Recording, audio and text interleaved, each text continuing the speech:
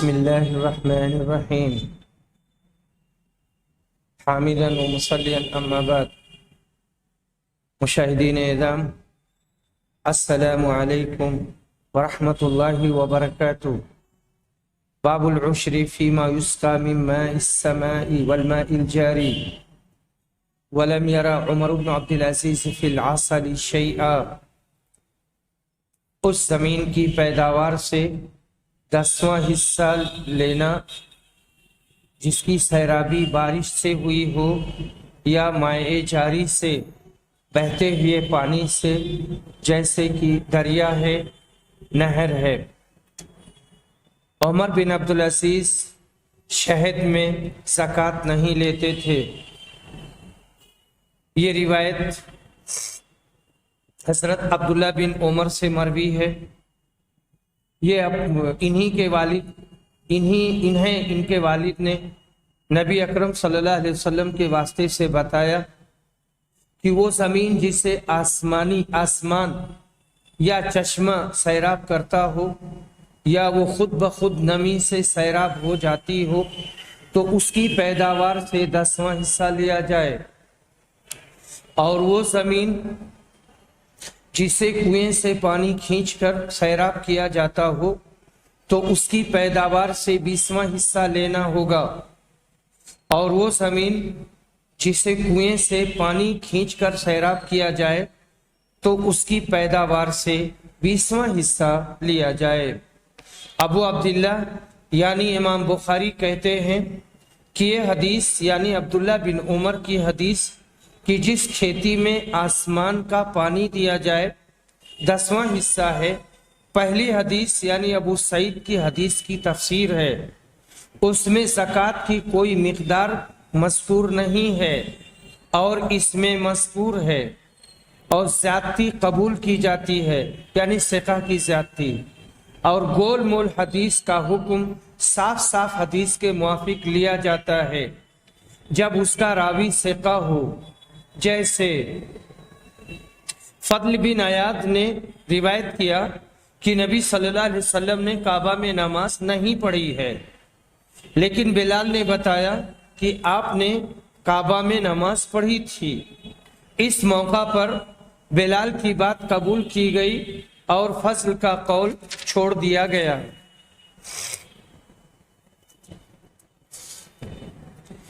عشر 10واں حصہ جب کھیتی اور زمینی پیداوار جیسے کھجور ہے، انگور ہے اور مختلف قسم کی کھیتیاں ہیں، جب بارش دریا اور چشمہ وغیرہ سے بنا کسی محنت اور خرچ کے پیدا ہوتی ہے تو اس میں 10واں زکوٰۃ دینا ہوگی. اسے عشر کہتے ہیں. جیسے مختلف علاقوں میں گیہوں پیدا ہوتا ہے، دھان ہے، مکئی ہے، جوار ہے، باجرہ ہے، جو ہے، یا اس طرح کی اور بہت ساری چیزیں ہیں. پھل میں عام طور سے انگور ہے اور کھجور وغیرہ ہے. نصف عشر اس کا مطلب ہے 20واں حصہ.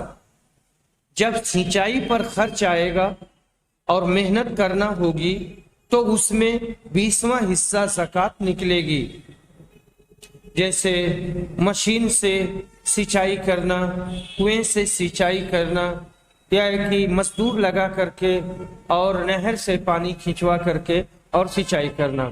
تو شریعت نے صرف سینچائی کے خرچے کا اعتبار کیا ہے، باقی دوسرے بہت سارے خرچے آتے ہیں، دوا کے خرچے آتے ہیں، زمین برابر کرنے کے خرچے آتے ہیں، کیڑے مارنے کے خرچے آتے ہیں، چوہے مارنے کے خرچے آتے ہیں. اگرچہ اس میں بہت کم ہے پھر بھی خرچے آتے ہیں، شریعت نے اس کا اعتبار نہیں کیا ہے. اثریون اس کا مطلب یہ ہے کہ کوئی فصل یا پیڑ ایسا ہے جس کی جڑیں ضرورت بھر کا پانی زمین سے کھینچ لیتی ہیں اور اوپر سے سیراب کرنے کی ضرورت نہیں پڑتی ہے، تو اس کی زکوٰۃ میں 10واں حصہ نکلے گا. ہم لوگ راپتی ندی کے کنارے رہتے ہیں، گنا، گیہوں، دھان اور مسور وغیرہ کی فصلیں لوگ لگاتے ہیں پر سینچائی کرنے کی ضرورت نہیں پڑتی ہے۔ قال ابو عبداللہ ھذا تفسیر الاول لأنه لم يؤقت في الاول۔ ابو عبداللہ سے مراد امام بخاری ہیں۔ امام بخاری کہتے ہیں کہ یہ ابو سعید خدری کی حدیث کی تفسیر ہے، کیونکہ اس میں نصاب کی حد بندی نہیں کی گئی ہے اور نصاب کا تذکرہ نہیں کیا گیا ہے، اور زکوٰۃ واجب ہے چاہے کھیتی کی سیرابی پر خرچ آئے یا نہ آئے۔ لیکن ابو سعید خدری کی روایت میں نصاب کا تذکرہ آیا ہے اور اس کی حد بندی کی گئی ہے۔ باب و زکوٰۃ الورق باب نمبر 22 اور یہی حدیث باب نمبر 56 میں بھی آئی ہے، اور ثقہ کی زیادتی قابل قبول ہوتی ہے۔ مبہم کے مقابل میں مفسر پر عمل کیا جاتا ہے، اس شرط کے ساتھ کہ مفسر روایت قابل اعتبار راوی نے روایت کیا ہو۔ یہ مسئلہ بالکل ویسے ہے جیسے فضل ابن عباس اور حضرت بلال کا نبی صلی اللہ علیہ وسلم کا کعبہ میں نماز پڑھنا یا نماز نہ پڑھنا۔ فضل نے کہا تھا کہ آپ نے نماز نہیں پڑھی ہے، حضرت بلال نے کہا تھا کہ آپ نے نماز پڑھی ہے، تو حضرت بلال کی بات کو لیا گیا اور حضرت فضل کی بات کو چھوڑ دیا گیا۔ شہد کی زکوٰۃ، اس بابت راجح بات یہی معلوم ہوتی ہے کہ اس میں زکوٰۃ نہیں ہے۔ اس بابت جو روایتیں آئی ہیں جو اس بات کا فائدہ دیتی ہیں کہ شہد میں بھی زکوٰۃ ہے تو وہ صحیح نہیں ہے۔ اصول حدیث میں یہ بات ثابت ہو چکا ہے کہ ثقہ اور ثابت شخص کی زیادتی مقبول ہے۔ اسی بنا پر ابو سعید کی حدیث ہے جس میں یہ مذکور نہیں ہے کہ زکوٰۃ میں مال کا کون سا حصہ لیا جائے، 10واں یا 20واں۔ اس حدیث یعنی ابن عمر کی حدیث میں زیادتی ہے تو یہ زیادتی واجب القبول ہوگی۔ یہاں پر میں نے یہ نقطہ ابو سعید کی طرف منسوب کر دیا تھا، عبداللہ بن عمر کی روایت میں اس کی تعین آئی ہے۔ یہ حدیث ابو سعید کی پہلی حدیث کی تفسیر کرتی ہے، کیونکہ ابن عمر کی حدیث میں نصاب کی مقدار مذکور نہیں ہے، بلکہ ہر ایک پیداوار سے 10واں حصہ یا 20واں حصہ لیے جانے کا اس میں ذکر ہے، خواہ 5 وسق ہو یا اس سے کم ہو۔ اور ابو سعید کی حدیث میں تفصیل ہے کہ 5 وسق سے کم میں زکوٰۃ نہیں ہے، تو یہ زیادتی ہے، اور زیادتی ثقہ اور معتبر راوی کی مقبول ہے۔ باب لیس فیما دون 5 اوسق صدقہ، 5 وسق سے کم میں زکوٰۃ نہیں ہے۔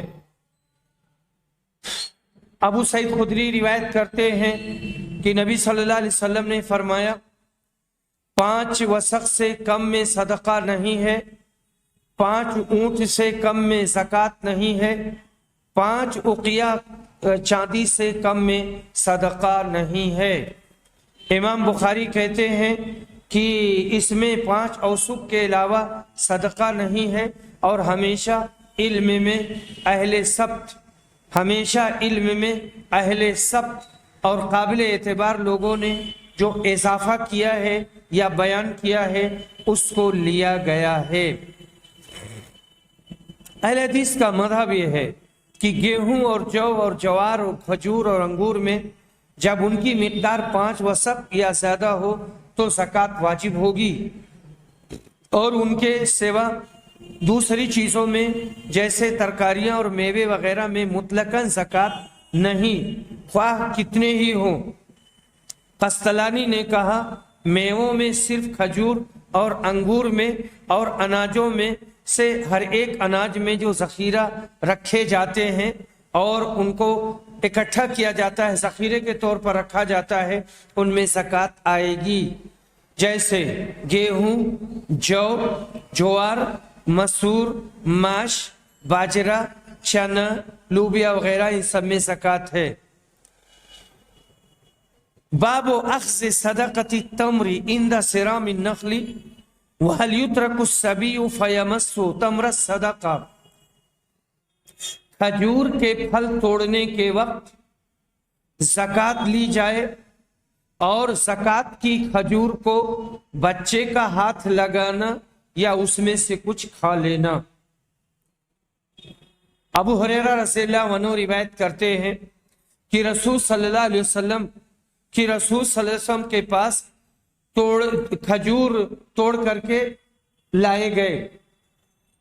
فَيَجِيءُ هَذَا بِتَمْرِهِ، یہ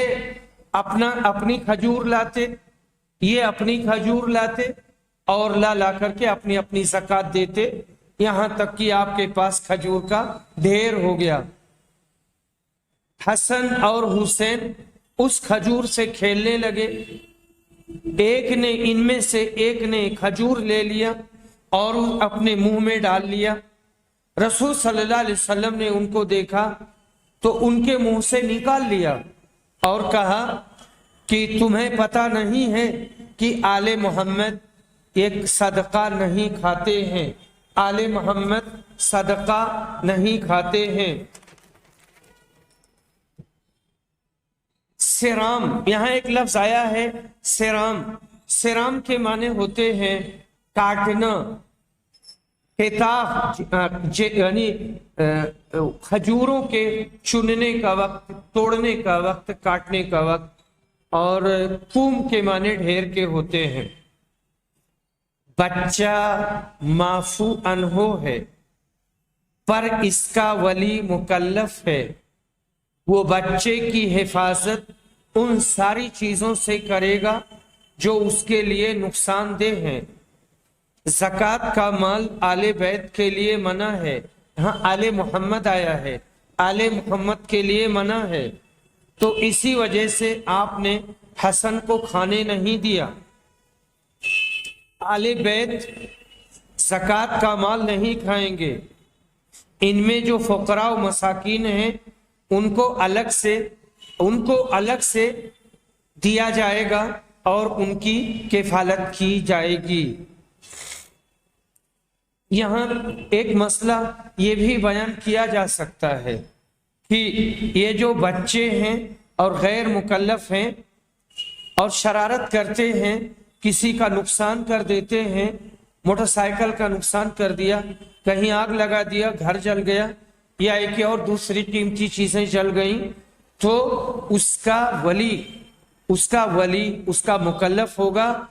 اگر معاف کر دیتے ہیں تو ٹھیک ہے، نہیں تو ان کو پورا جرمانہ دینا ہوگا اور اس کی قیمت دینا ہوگی۔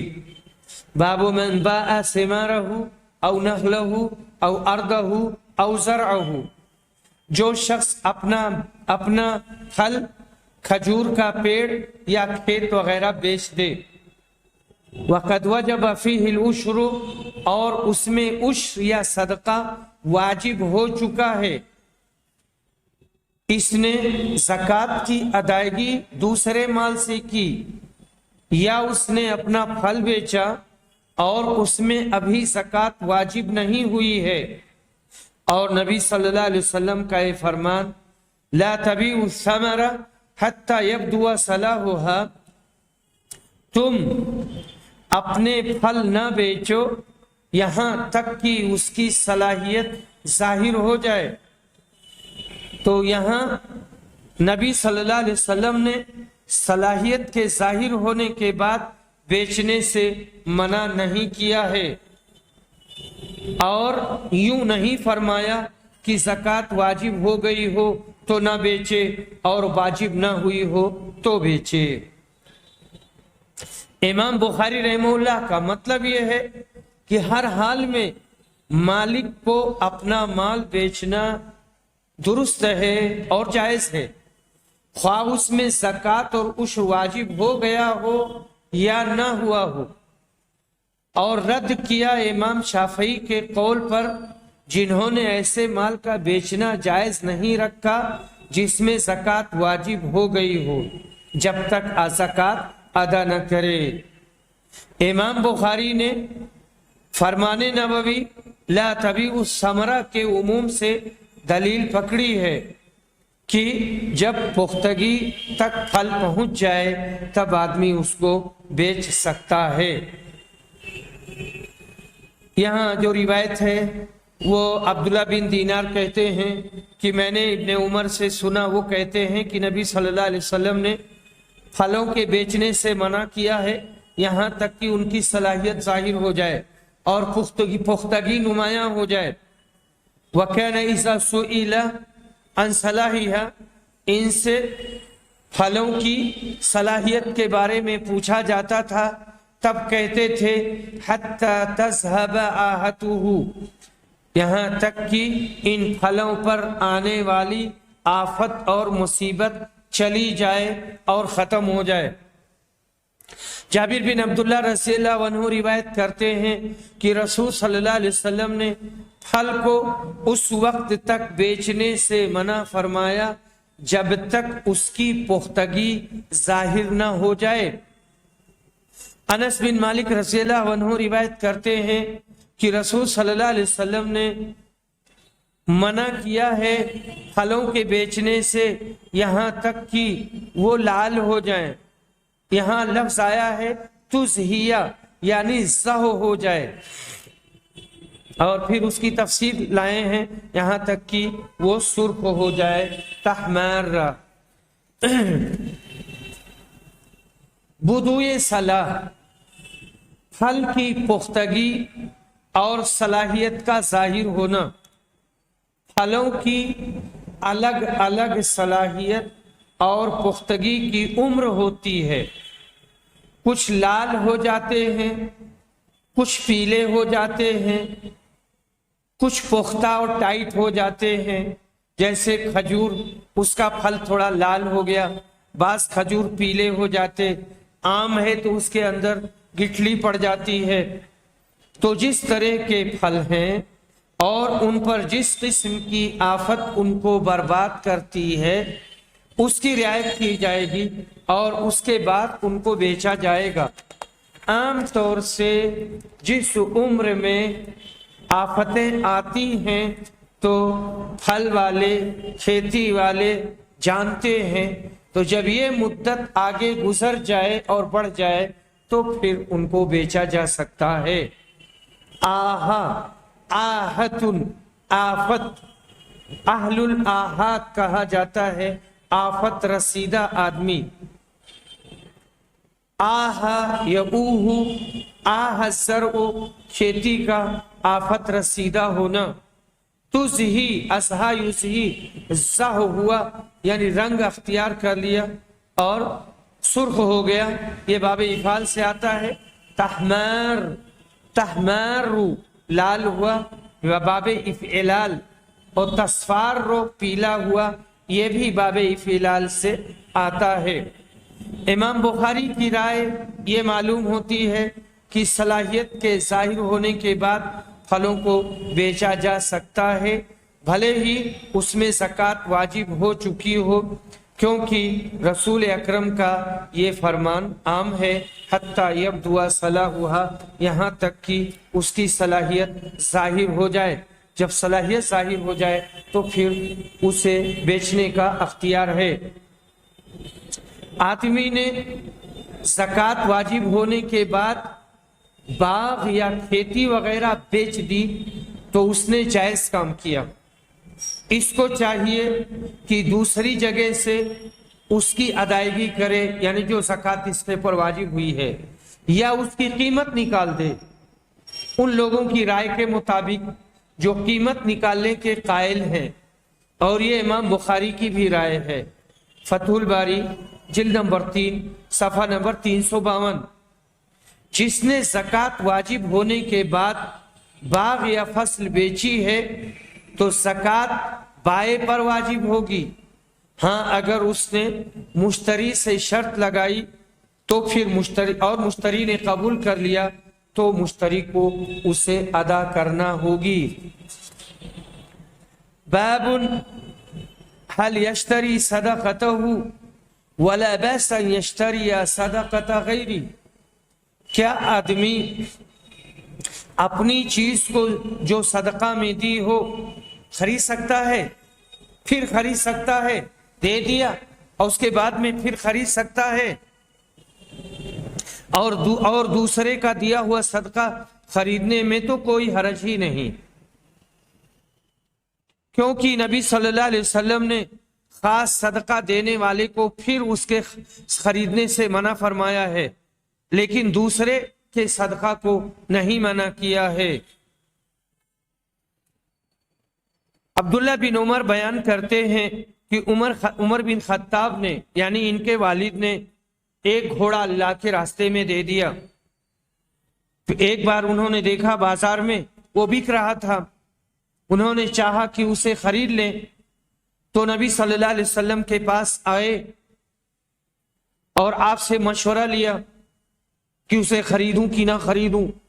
آپ نے کہا کہ اپنے صدقے میں نہ پلٹو، یعنی جو صدقہ بیچ دیا ہے اس کو پھر تم نہ خریدو۔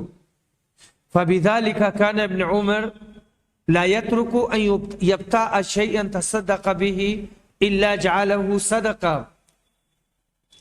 اسی وجہ سے ابن عمر اپنا دیا ہوا کوئی صدقہ خرید لیتے تو پھر اسے صدقہ کر دیتے تھے، اپنے استعمال میں نہیں لاتے تھے۔ اور اس کے بعد میں ہماری دوسری حدیث ہے، حضرت عمر کہتے ہیں کہ میں نے اللہ کے راستے میں ایک گھوڑا صدقے میں دیا، جس کو دیا تھا اس نے اسے ضائع کر دیا، ٹھیک سے کھلایا پلایا نہیں، اور وہ بہت کمزور ہو گیا۔ پھر وہ بک رہا تھا، کہتے ہیں میں نے چاہا کہ خرید لوں، اور میں یہ خیال کرتا تھا کہ وہ اسے کم قیمت پر دے دے گا۔ میں نے نبی صلی اللہ علیہ وسلم سے پوچھا تو آپ نے کہا نہ خریدنا اسے اور اپنے صدقے میں نہ پلٹنا، چاہے تم کو 1 درہم ہی میں دے دے، کیونکہ اپنے صدقے میں پلٹنا اور اپنا دیا ہوا صدقہ لینا ایسے ہے جیسے کتے کا قے کر کے پھر اسے چاٹنا۔ تو یہ بہت سخت وعید ہے کہ آدمی نے اپنا صدقہ دے دیا ہے تو پھر اس میں نہ پلٹے، اسے نہ خریدے، لیکن دوسرا کوئی صدقہ نکالے ہوئے ہے اور وہ اسے بیچ رہا ہے تو اس کو خریدا جا سکتا ہے۔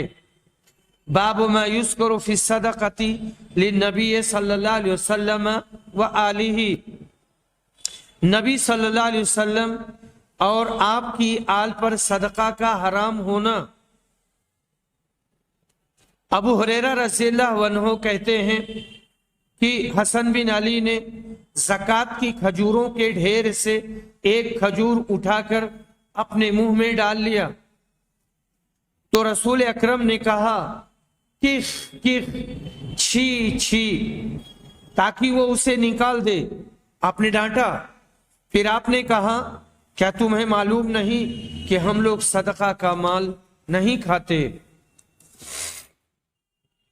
باب الصدقۃ علی موالی ازواج النبی صلی اللہ علیہ وسلم، نبی صلی اللہ علیہ وسلم کی بیویوں کی لونڈی غلاموں کو صدقہ دینا درست ہے۔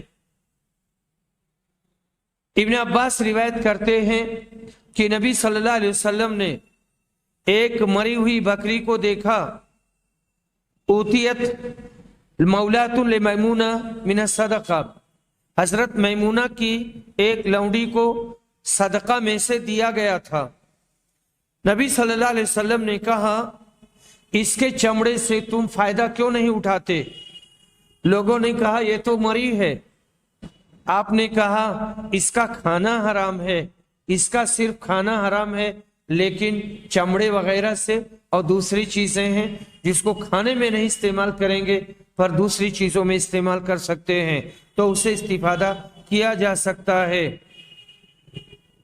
حضرت عائشہ رضی اللہ عنہا روایت کرتی ہیں کہ انہوں نے چاہا تھا کہ بریرہ کو خرید کر کے آزاد کر دیں، لیکن بریرہ کے جو مالک تھے وہ یہ چاہتے تھے کہ حقے والا انہی کا ہوگا، وہ حقے والا کی شرط لگاتے تھے۔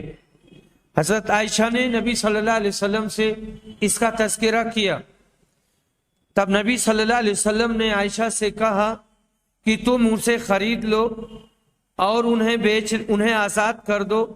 ولا کا حق اس کا ہوتا ہے جو خریدتا ہے، جو آزاد کرتا ہے، حق کے ولا اسی کا ہوتا ہے۔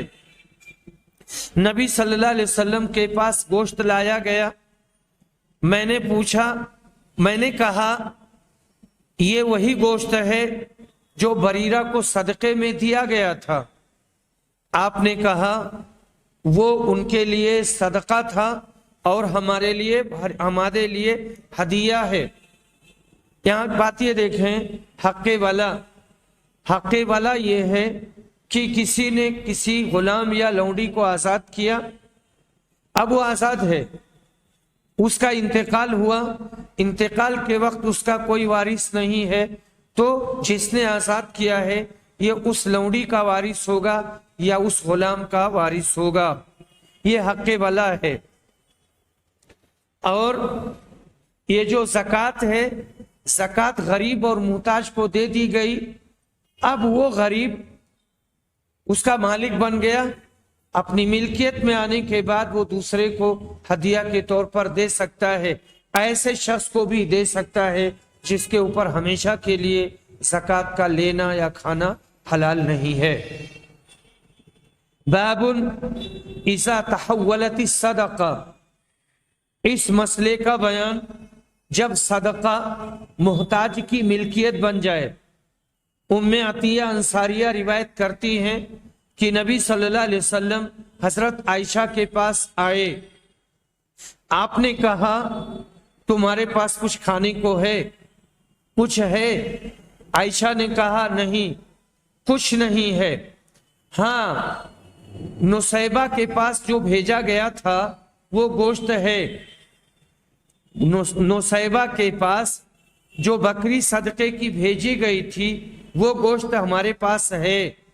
آپ نے کہا انہا قد بلغت محلہا، لاؤ، وہ اب ہمارے لیے حلال ہو گیا، تو اس کی ملکیت بدل گئی، نصیبہ کو دیا گیا تو وہ محتاج تھی اور اس کا حق رکھتی تھی، نصیبہ اب اس کی مالک بن گئی، انہوں نے ذبح کیا، اور اس کے بعد میں انہوں نے ذبح کیا یا ان کے گھر کے کسی نے بھی ذبح کیا، اب انہوں نے ہدیہ دیا نبی صلی اللہ علیہ وسلم کے گھر میں، تو اسے استعمال کر سکتے ہیں، اس میں کوئی حرج کی بات نہیں ہے۔ حضرت انس روایت کرتے ہیں کہ نبی صلی اللہ علیہ وسلم کے گھر میں گوشت لایا گیا، یہ گوشت حضرت بریرہ کو صدقہ کیا گیا تھا، آپ نے کہا وہ ان کے لیے صدقہ ہے اور ہمارے لیے ہدیہ ہے۔ یہاں بتانا مقصود یہ ہے کہ مسکین کی ملکیت میں آ کر اگر اس کسی کو بطور تحفہ دیا جائے تو وہ جائز ہے، اگرچہ وہ تحفہ پانے والا مالدار ہی کیوں نہ ہو اور غنی ہی کیوں نہ ہو۔ باب اخذ الصدقۃ من الاغنیاء وترد فی الفقراء حیث کانوا، اس مسئلے کا بیان کہ مالداروں سے زکوٰۃ لی جائے گی اور فقراء کو دے دی جائے گی، وہ چاہے جہاں ہوں، چاہے جہاں وہ فقراء ہوں ان کو وہ دی جائے گی۔ عبداللہ بن عباس رضی اللہ عنہ روایت کرتے ہیں، کہتے ہیں کہ رسول صلی اللہ علیہ وسلم نے معاذ بن جبل سے کہا جب ان کو یمن بھیجا تھا حاکم بنا کر کے، تم ایک ایسی قوم کے پاس جا رہے ہو جو اہل کتاب ہیں، جب ان کے پاس جانا تو ان کو اس بات کی دعوت دینا کہ وہ لا الہ الا اللہ اور محمد الرسول اللہ کی شہادت دیں، اس بات کی شہادت دیں کہ اللہ کے علاوہ کوئی معبود حقیقی نہیں اور محمد اللہ کے رسول ہیں۔ جب وہ تمہاری بات مان لیں تو ان کو بتانا کہ اللہ تعالیٰ نے ان کے اوپر رات اور دن میں 5 نمازیں فرض کی ہیں، یہ بات اگر وہ مان لیتے ہیں تو ان کو بتانا کہ اللہ نے ان پر صدقہ فرض کیا ہے، ان کے مالداروں سے لیا جائے گا اور ان کے فقراء میں پلٹا دیا جائے گا، اگر وہ تمہاری اطاعت کرتے ہیں تو تم ان کے سب سے اچھے اور نفیس مال کو نہ لینا اور مظلوم کی بددعا سے بچنا، مظلوم کی بددعا سے بچنا، کیونکہ مظلوم اور اس کی بددعا کے درمیان اس کے اور اللہ کے درمیان کوئی رکاوٹ نہیں ہوتی، اور اللہ تعالیٰ اس کی بددعا کو قبول کر لیتا ہے۔ اس مسئلے کے بارے میں شیخ الحدیث عبید اللہ مبارک پوری رحمہ اللہ کہتے ہیں، میرے نزدیک تو ظاہر و باطن ہر قسم کے اموال کے لیے امام وقت کی تولیت ضروری ہے، اور اگر امام نہ ہو تو مالک کو اختیار ہے کہ اس کے مصارف میں خود اس مال زکوٰۃ کو خرچ کر دے۔ اس مسئلہ کو امام شوکانی نے سیل الجرار میں بڑی ہی تفصیل کے ساتھ لکھا ہے، جس سے زیادہ ممکن نہیں، جو چاہے ادھر رجوع کر سکتا ہے۔